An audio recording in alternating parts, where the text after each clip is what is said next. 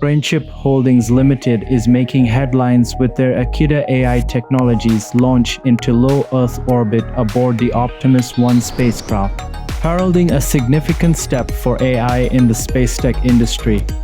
This technology, integral to the ANT61 Brain computer, is set to manage maintenance robots for space vehicle repairs, demonstrating a leap forward in AI's role in space exploration.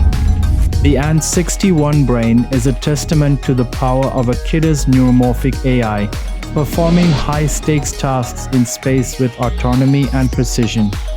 ANT61 CEO Mikhail Asafkin envisions a new realm of autonomous infrastructure in space, while Mark Ramsey from Space Machines Company emphasizes the need for such innovative AI to tackle the complexities of space missions. Following this successful launch, the focus turns to enhancing the robot's vision systems, using Akida to process imagery from satellite cameras. Sean Heher, CEO of BrainChip, acknowledges this collaborative achievement as just the beginning, with ambitions of propelling AI technology further into space operations.